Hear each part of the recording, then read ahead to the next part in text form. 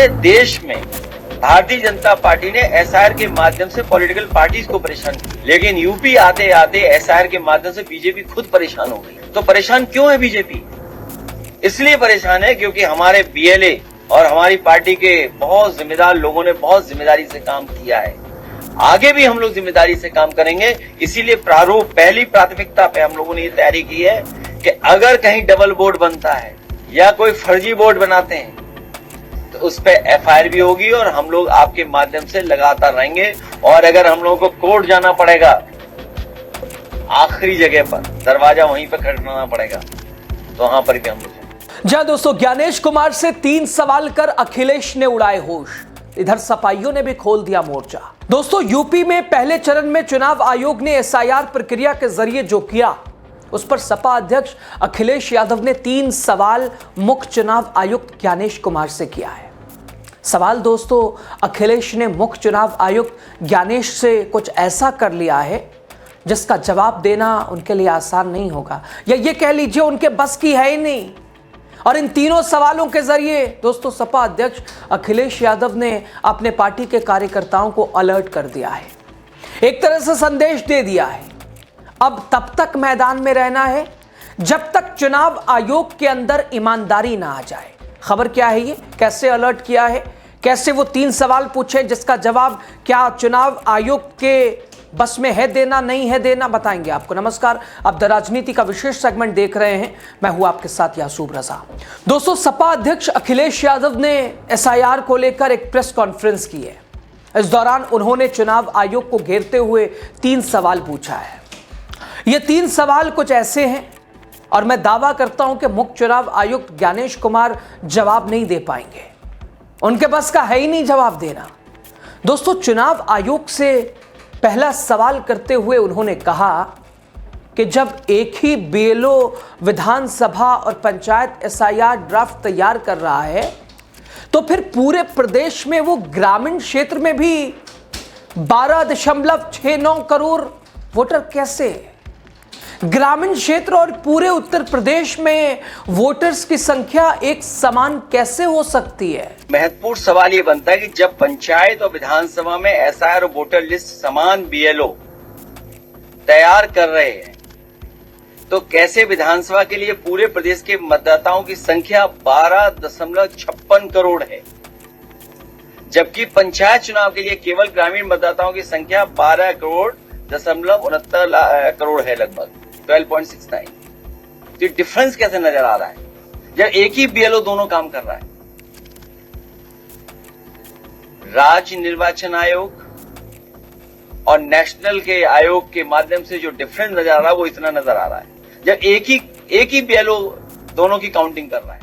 दोस्तों ये तो वही वाली बात जब पिता अपने बेटों के बीच संपत्ति का बंटवारा करता है तो वो कोशिश करता है कि सबके बीच संपत्ति का बंटवारा समान हो, एक बराबर हो, ताकि किसी भी तरह का विवाद ना हो उनके बीच। अब लगता है मुख्य चुनाव आयुक्त ज्ञानेश कुमार ने यही नियम एसआईआर प्रक्रिया में अपनाया है, जो अखिलेश तो छोड़िए किसी को हजम नहीं हो रहा है। दोस्तों चुनाव आयोग से दूसरा सवाल करते हुए अखिलेश यादव ने कहा कि सेम बीएलओ द्वारा किए जा रहे एसआईआर में कैसे विधानसभा के मतदाता ड्राफ्ट में 2.88 करोड़ जो वोटर हैं वो ड्राफ्ट में 2.88 करोड़ वोटर काट दिए गए हैं, जबकि पंचायत चुनाव में उन्हीं बीएलओ द्वारा 40 लाख जोड़े गए। क्या इसी तथ्य को छुपाने के लिए पंचायत चुनाव के मतदाताओं का फाइनल एसआईआर ड्राफ्ट 50 दिन के विलंब से आएगा? कि जो बीजेपी की आइडियोलॉजी से मैप करते हैं अपने आप को, जिनकी मैपिंग की गई है, कुछ अधिकारियों की मैपिंग की है कि अगर आइडियोलॉजिकली उनके साथ मैपिंग है तो उन्हीं को हियरिंग के ड्यूटी पर लगाया गया जो डिस्ट्रिक्टों में भेजे जा रहे हैं। इसलिए जो पहले मांग की हम लोगों ने कि वो अधिकारी जो हियरिंग करने जा रहे हैं, जिनकी बीजेपी ऐप से मैपिंग की है, आइडियोलॉजिकल मैपिंग की है, आखिरकार वो अधिकारी कौन है?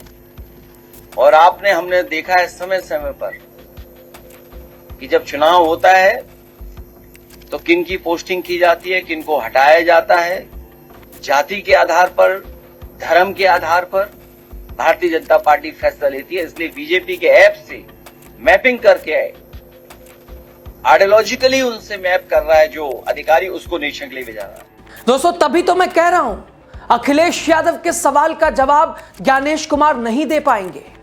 खैर, अखिलेश यादव ने चुनाव आयोग से तीसरा सवाल पूछते हुए कहा, आयोग बताए कि दोनों में कौन सा एसआईआर सही है, क्योंकि दोनों आंकड़े एक साथ सही नहीं हो सकते।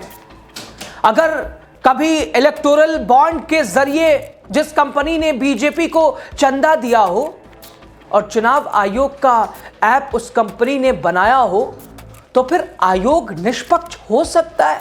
चुनाव आयोग के माध्यम से और भारत सरकार की एक्साइज के बाद जो डिफरेंस नजर आ रहा है, वो डिफरेंस इतना नजर आ रहा है कि लग रहा है कि कोई ना कोई साजिश षड्यंत्र चल रहा है। वोट पीडीएस समाज का काटने का और अपना वोट बढ़ाने का। जब एक प्रतिष्ठित अखबार में यह बात आई कि सरकार ने ये निर्देश दिए हैं कि हर बूथ पर 200 वोट बढ़ाए जाएं, तो शक और गहरा हो जाता है। क्या कोई कल्पना कर सकता है कि एक दल ये कहे कि वोट बढ़ाया जाएगा 200, और सुनने में आ रहा है अलग अलग जिले में अधिकारी भेजे जा रहे हैं। अगर अधिकारी भेजे जा रहे हैं तो उसकी सूची कहां है? बहरहाल दोस्तों, सपा अध्यक्ष अखिलेश यादव की यही मांग है कि बीएलए की उपस्थिति में ही वोट काटा जाए और वोट काटने के बाद उसकी सूची भी चिपका दी जाए, चस्पा की जाए।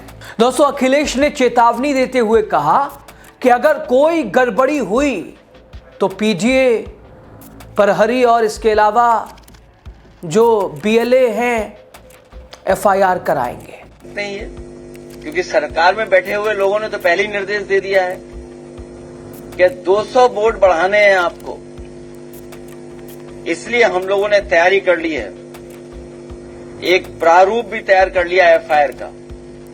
अपने कार्यकर्ताओं को हम लोग प्रारूप दे देंगे, कहीं उन्हें फर्जी वोट बनता हुआ नजर आए या जानकारी मिले, बस उन्हें नाम डालना है, बाकी प्रारूप पूरा बना है उनके लिए। उन्हें जाने मेहनत नहीं करनी पड़ेगी, केवल नाम डालना पड़ेगा, उन्हें डिटेल देने पड़ेंगे। इसलिए प्रारूप तैयार कर करके एफआईआर का कैसा होगा वो हम लोग तैयार कर करके दे देंगे उन्हें।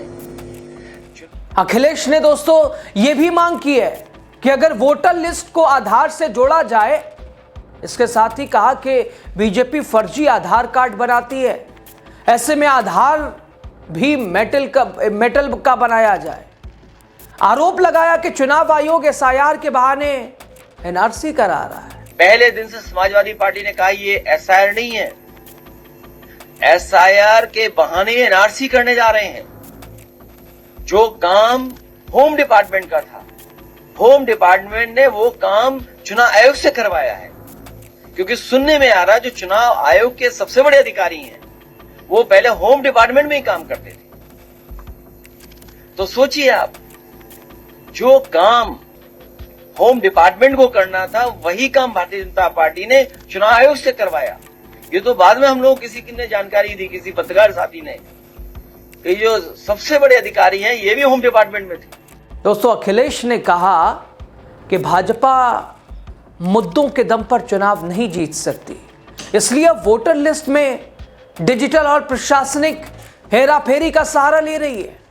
अखिलेश ने कहा कि आशंका थी कि लगभग 3 करोड़ वोट काट दिए जाएंगे। जब ड्राफ्ट सूची नहीं आई थी तब मुख्यमंत्री जी ने कहा 4 करोड़ वोट कट रहे हैं। जिस समय किसी को जानकारी नहीं थी उस समय मुख्यमंत्री ने कहा कि 4 करोड़ वोट कटने जा रहे हैं, ये भाजपा के वोट है। अखिलेश ने कहा कि अभी 3 लाख वोट जिले में कटे हैं, अभी 2 विधानसभा अलग अलग जिले में है और वहां भी कटेंगे वोट। अगर बीजेपी के लोग ये बात कह रहे हैं तो इलेक्शन कमीशन की क्रेडिबिलिटी क्या है, कुछ है भी या नहीं है? मतदाता सूची आ गई है तो जैसी आशंका थी कि लगभग 3 करोड़ वोट 3 करोड़ वोट उसमें काट दिए जाएंगे। हम लोग आशंका केवल 3 करोड़ वोट की कर रहे थे, लेकिन उसी दौरान जब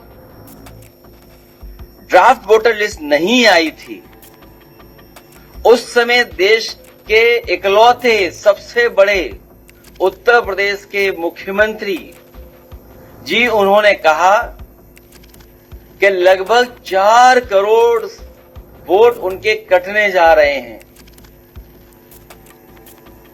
जिस समय किसी को जानकारी नहीं थी कि कितने वोट काटे जाएंगे, कितने वोट कटेंगे। उस समय उत्तर प्रदेश के मुख्यमंत्री जी ने अपने नेताओं के, अपने कार्यकर्ताओं और अधिकारियों के बीच में ये कहा कि 4 करोड़ वोट कटने जा रहे हैं, वो भारतीय जनता पार्टी के हैं। उनकी स्पीच आर्काइव में है, सबके पास है, सबने सुनी है। ये बात तो आई, लेकिन उत्तर प्रदेश के कन्नौज के पूर्व सांसद उन्होंने ये कहा कि अभी तो 3 लाख वोट कटे एक जिले में, अभी 2 विधानसभाएं अलग अलग जिले में हैं, उसमें भी हम लोग काटेंगे वोट।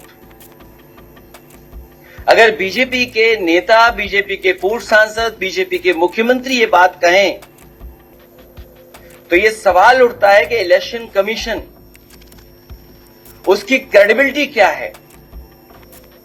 हम लोग किससे माने कि किसका ड्राफ्ट लिस्ट, कौन वोटर लिस्ट ठीक करेगा?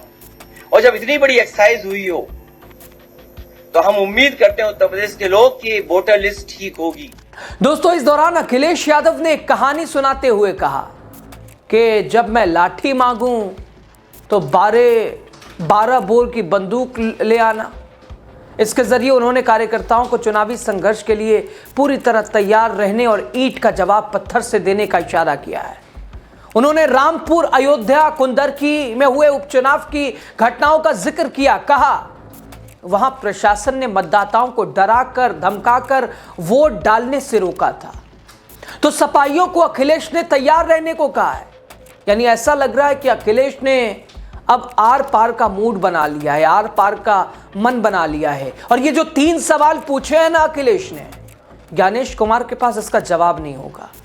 ज्ञानेश कुमार इन 3 सवालों का जवाब नहीं दे पाएंगे, क्योंकि अगर नैतिकता होती या होती बची भी है तो जवाब देना चाहिए, जवाब देना होगा। आज नहीं तो कल। खबर पे आपकी राय जरूर बताइए।